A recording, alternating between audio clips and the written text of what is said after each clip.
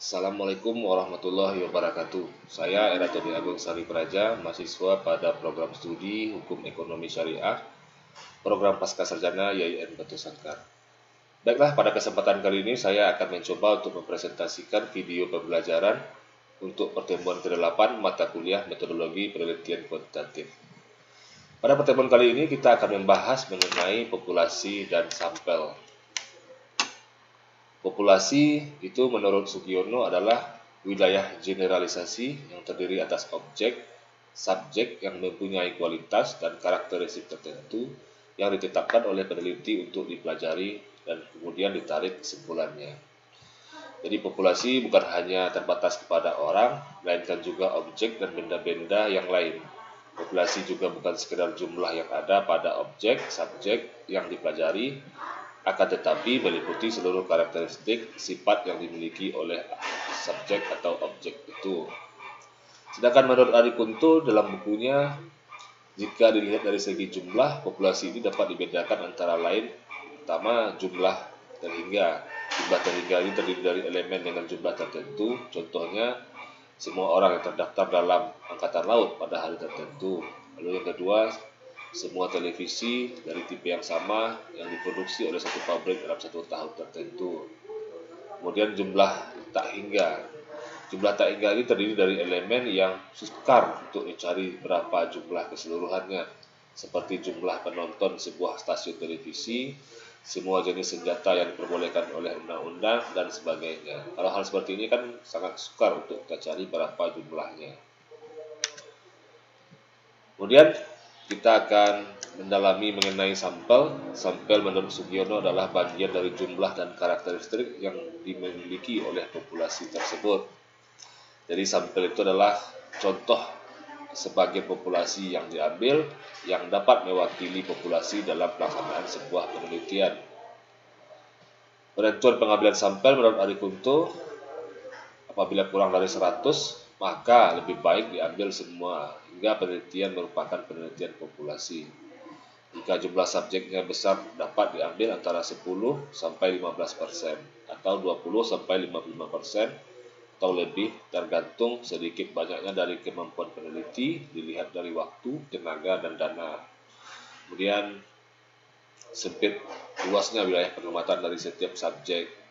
Lalu besar kecilnya resiko yang ditanggung oleh peneliti untuk meneliti sebuah risiko yang besar. Dan apa keuntungan jika penelitian dilakukan dengan menggunakan sampel? Antara lain jumlah sampelnya yang lebih sedikit, kemudian juga jika populasi terlalu besar, khawatir nantinya akan ada nanti yang tertinggalkan. Kemudian lebih efisien, dan lalu penelitian populasi bisa bersifat terjadi ketidakakuratan data. Lanjut, kriteria sampel representatif. Sampel yang representatif ini adalah sampel yang betul-betul dapat mewakili seluruh populasi. Jika populasi bersifat homogen, maka sampel bisa diambil dari populasi yang mana saja. Namun jika populasi bersifat heterogen, maka sampel harus mewakili dari setiap bagian yang heterogen dari populasi tersebut, sehingga hasil penelitian dari sampel dapat terpenuhi terhadap setiap anggota populasi. Menurut Ari Kunto, kita boleh mengadakan penelitian sampel bila subjek dalam populasi benar-benar homogen.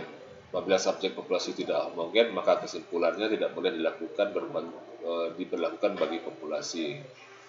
Syarat data sampel yang baik, yang pertama objektif, sesuai dengan kenyataan yang sebenarnya, lalu representatif, mewakili keadaan sebenarnya, memiliki variabel yang kecil. Teknik penentuan sampel dibagi dua, yang pertama teknik random, dan kedua teknik non-random. Teknik random ini adalah syaratnya harus dilakukan mengambil sampel secara acak untuk memperoleh atau membuat kerangka sampel. Inilah yang kita kenal dengan sampling frame. Yang dimaksud dengan kerangka sampling adalah daftar yang berisikan setiap elemen populasi yang bisa diambil sebagai sampel. Kemudian jenis teknik random, yang pertama simple random sampling atau sampel acak sederhana, lalu yang kedua stratified random sampling atau sampel acak yang distratifikasikan, yang ketiga sampel gugus, yang keempat sampel sistematis, kelima area sampling, dan yang keenam double sampel atau sampel kembar.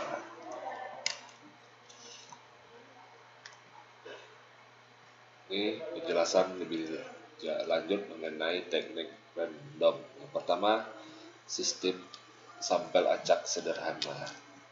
Sampel acak sederhana ini dapat dilakukan jika analisis penelitiannya cenderung deskriptif dan bersifat umum. Prosedurnya, pertama kita melakukan menata sampling frame-nya, kemudian menetapkan jumlah sampel yang akan diambil, lalu kita menentukan alat pemilihan sampel dan memilih sampel sampai dengan jumlahnya nanti bisa terpenuhi. Kemudian ada stratified random sampling atau sampel acak yang distratifikasikan. Prosedurnya, siapkan sampling frame, bagi sampling frame tersebut berdasarkan strata yang Anda kehendaki, lalu tentukan jumlah sampel dalam setiap stratum dan pilih sampel dari setiap stratum secara acak. Lalu ada yang kita kenal dengan cluster sampling atau sampel gugus. Teknik sampel ini dengan cara mengambil sampel berdasarkan gugus di mana setiap unsur dalam satu stratum memiliki karakteristik yang homogen. Maka dalam sampel gugus, setiap gugus boleh mengandung unsur-unsur yang karakteristiknya berbeda atau heterogen. Lalu ada sampel sistematis dan sampel wilayah, dan terakhir double sampel atau sampel kembar. Kemudian ada teknik yang kedua atau teknik non-random. Teknik non-random ini tidak dipilih secara acak. Tidak semua unsur atau elemen populasi mempunyai kesempatan yang sama untuk bisa dipilih menjadi sampel dalam sebuah penelitian. Teknik non-random ini ada dua. Yang pertama, convenience sampling atau sampel yang dipilih dengan pertimbangan kemudahan. Sampel ini seorang peneliti tidak mempunyai pertimbangan lain kecuali berdasarkan kemudahan saja.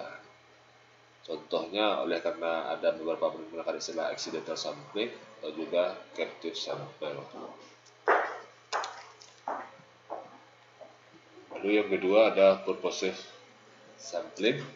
Sesuai dengan namanya, sampel ini diambil dengan maksud atau tujuan tertentu. Sampel ini dipilih berdasarkan peneliti bahwa dia adalah pihak yang paling baik untuk menjadikan sampel penelitiannya. Demikian yang dapat saya sampaikan dalam kesempatan kali ini. Lebih dan kurangnya mohon maaf. Assalamualaikum warahmatullahi wabarakatuh.